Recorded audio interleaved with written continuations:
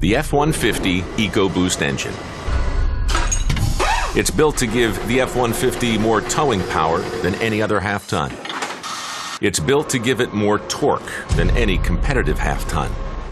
It's built Ford tough. And now we're going to show the world just what that means. Watch as we take a randomly selected Ecoboost engine and run it through a series of grueling durability tests to prove how tough it is.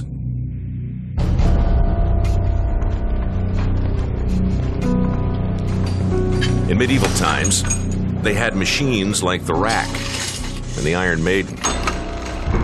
Today, we've got this, Dyno's Cell Block 36D.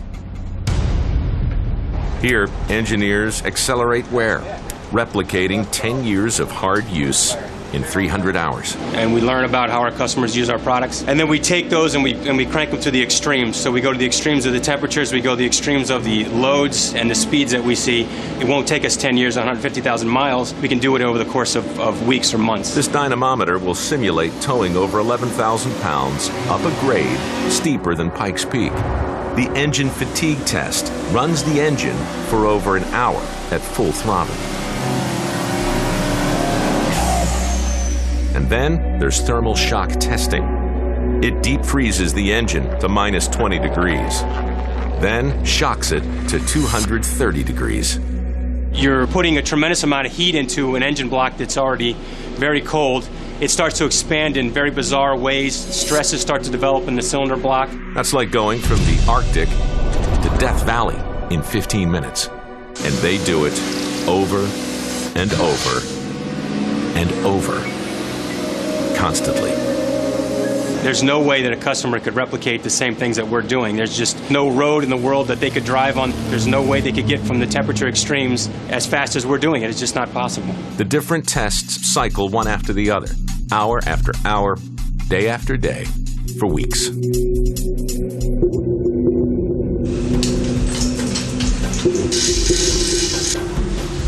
So we've simulated 150,000 miles on this engine.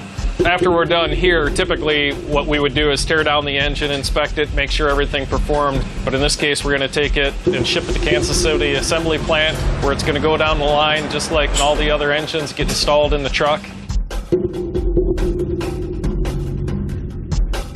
Now, after you put an equivalent of 150,000 miles like this on an engine, you might think that's proof enough. But we're just getting started. Because we're going to take this same engine out into the real world for some real torture.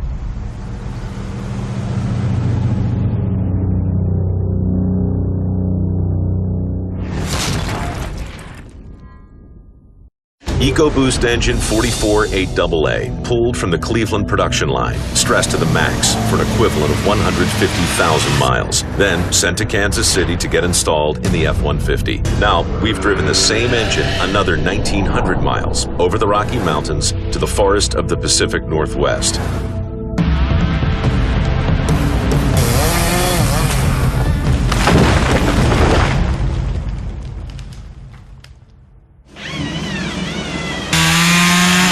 This is Nygaard Logging. Their job is to get the logs from the mountain to the mill. For that, they need a skidder. It's heavy machinery. Very big, very powerful. We got an F-150 pickup that's going to try to take place of the skidder today. We got 22 logs, 110,000 pounds in total. You don't have a wheel on it, you're just picking it up and trying to get the end off the ground and just dragging it. So this is an engine that's been through a lifetime of work already, and now we've brought it out here. These guys are probably used to using big V8s and Super Duties. I think they're going to be shocked at how this vehicle pulls. You guys, we'll do it, but I think you guys are crazy.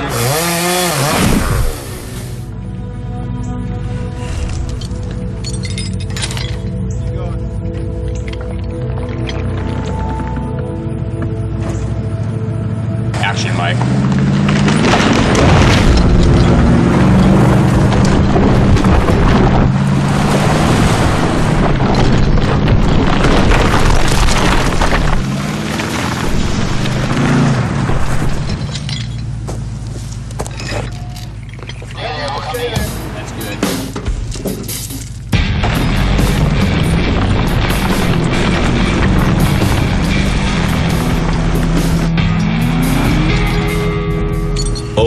and over, the Ecoboost engine takes off like a shot with its massive low-end torque, dragging over 3 tons of dead weight up a 10% grade. If 3 tons doesn't sound like a lot of weight, consider this. Some of these logs outweigh the truck by 1,200 pounds. The Ecoboost engine produces 420 foot-pounds of torque nearly all across its RPM band. Compare that torque curve to Chevy, Dodge, and Toyota V8s. They're not even close. I hear them talking about low-end torque and type of motor this F-150 has in it, and I'm pretty impressed. It's got all of our 22 logs up the hill, and they're ready to be loaded out for the mill. Hasn't been one log that truck hasn't been able to pull up the hill. 55 tons of timber is loaded onto the hauler and sent off to the mill. For our friends at Nygaard, they can call it a day. But as for the engine, this was just a warm-up. It's back on the road for a 3,300-mile trip to Miami, and not for a walk on the beach.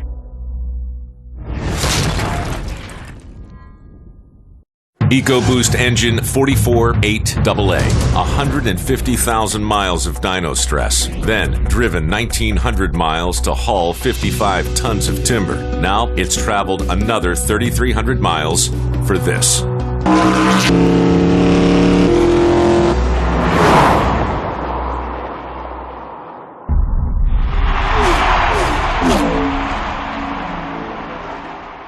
Homestead-Miami Speedway, the next dish of agony for our F-150 Ecoboost engine. The plan here today is to be able to show and demonstrate durability and the longevity of this engine. We're hitching up its maximum load, 11,300 pounds. Then we'll tow it at full throttle for 24 hours straight, only stopping for fuel and tire changes.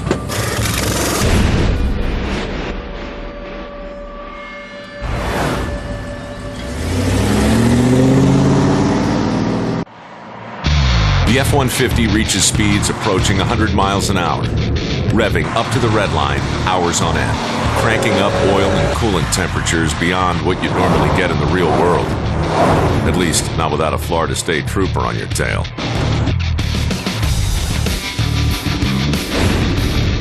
Truck's still running good, all your temperatures look great. He'd come onto the straightaway and roll into that throttle. We'd get a downshift. The engine RPM would jump up 5,000. We'd run 5 to 5,700 RPM full load, just like our durability test. Yeah, full boost. Full boost.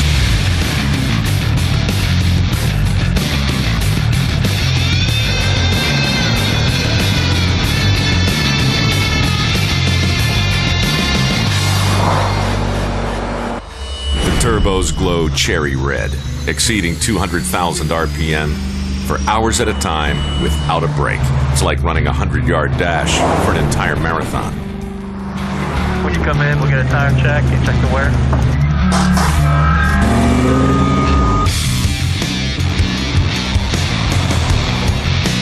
All right, driver, once someone in the pits next. The engine is averaged over 80 miles an hour, pulling its max trailer load of 11,300 pounds for 1,600 miles. That's a distance equal to nearly the entire eastern seaboard. This 24-hour endurance test shows that Ecoboost is really the future.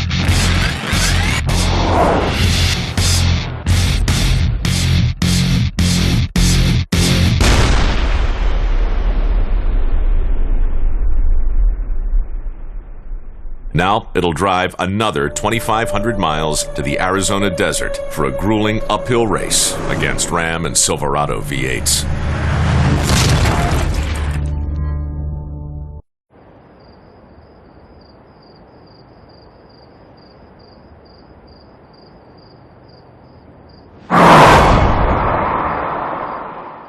It started with the dyno, where we put the equivalent of 150,000 miles on the Ecoboost. Then we drove it across country to drag 55 tons of timber.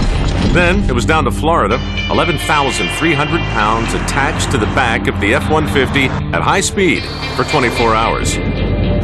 What can we possibly do next? Davis Dam, a charming little stretch of road that for about 10 miles does nothing but ascend.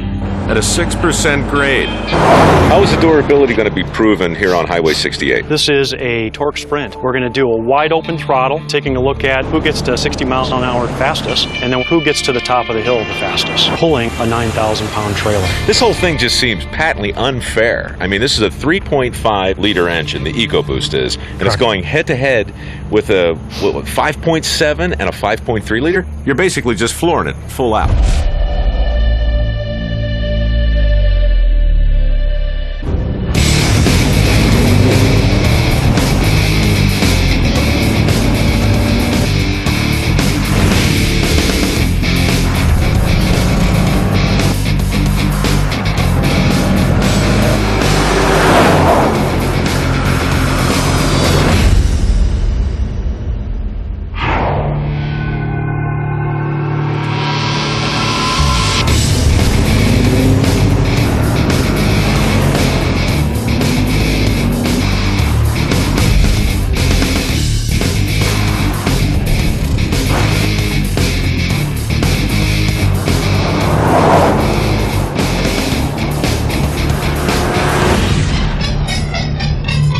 Even after all the torture we've handed the Ecoboost engine, it still outperforms the competitors' V8s. The F150 goes from 0 to 60 about 12 seconds faster than both the Ram and the Silverado. For the entire 3.5-mile run, the F150 still wins. In fact, the F150 finishes almost 43 seconds faster than the Silverado. Over 160,000 equivalent miles on the Ecoboost. Harsh miles versus both the Chevy and the Ram, which are essentially brand new trucks. This truck has just tremendous torque. For that customer who is in the field working hard, the Ecoboost engine is going to be clearly what they are going to be looking for. Or maybe just trying to get up a hill and pass a Chevy Silverado who's pulling a boat, who's essentially standing still. It'd be nice to get around him. Next, we're putting engine 44-8AA into a full-on off-road racer to run the legendary Baja 1000. Tortura, in Spanish for torture.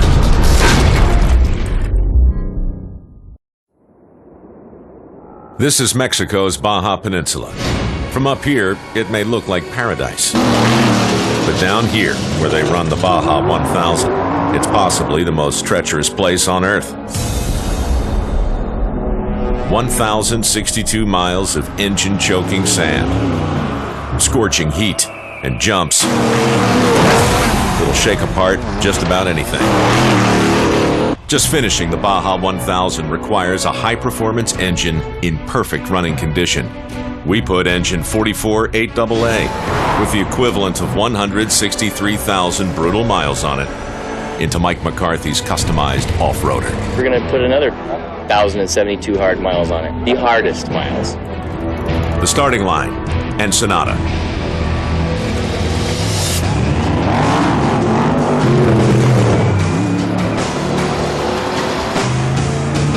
The Ecoboost engine powers the F-150 past all stock full trucks.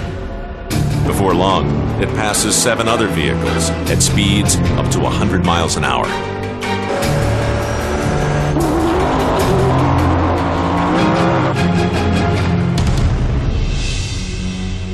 Baja Pits will be there if you need anything. During refueling, the team suspects something is wrong when the tank only takes 16 gallons. Then they realize the Ecoboost engine is simply using far less fuel than they expected. We were getting over double miles per gallon average what we would normally get. We told them to just skip the last pit stop. It's a game changer, man. 40 minutes ahead of my schedule, so you're running faster than we thought, so I guess that's good news, right?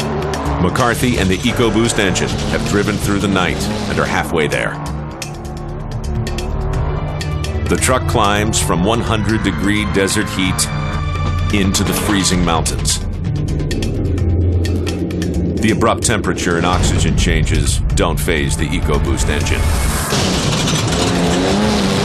The finish line is within reach.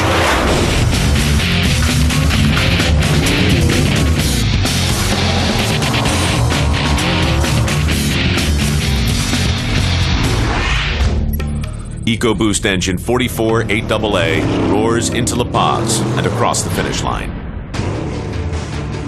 Congratulations, you officially finished the Baja 1000. It's awesome. The engine's running fine. It's ready to go another 165,000 miles.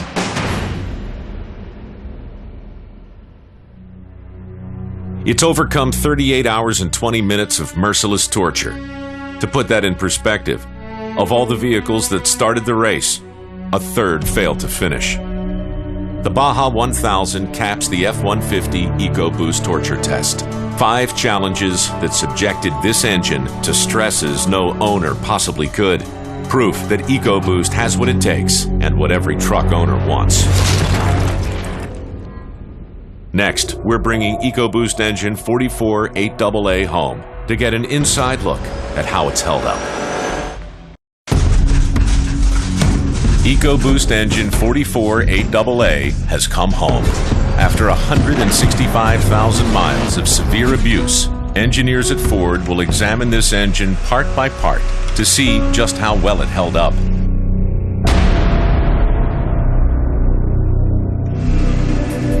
First, the engineers put it back on the dynamometer and find the engine, even after all it's been through, is still getting the same horsepower and torque as it did when we first started.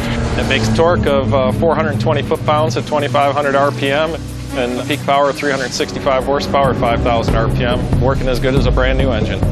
It's going to get shipped off to the North American Auto Show, where we're going to do a live teardown of this engine.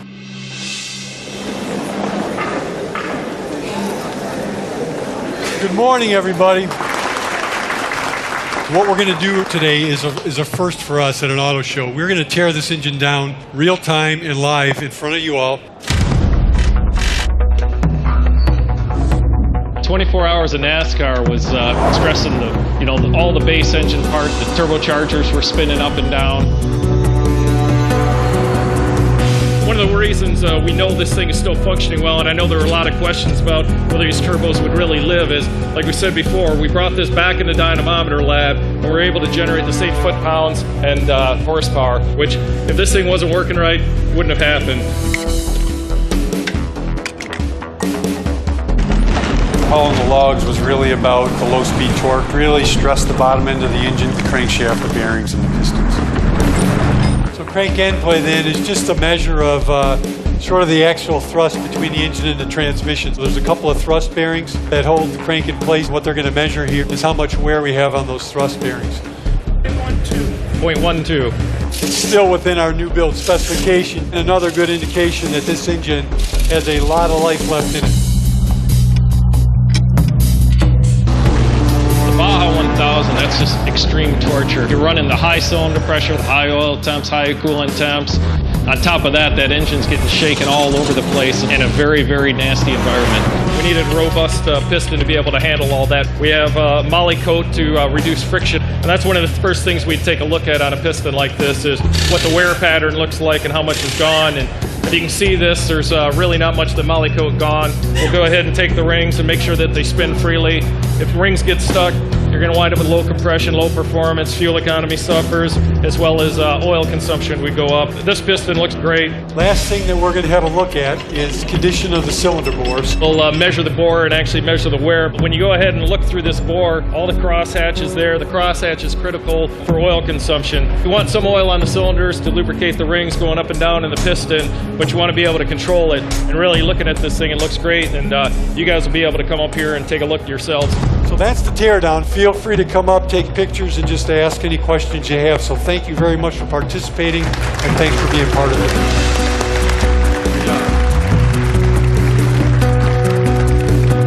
150,000 miles on the dyno, 4 additional torture episodes. The engine is still in its new build specifications, so we could easily get another 150,000 miles out of it. It took Ford engineers less than 35 minutes to tear down Ecoboost engine 448AA, something 165,000 miles of torture couldn't do.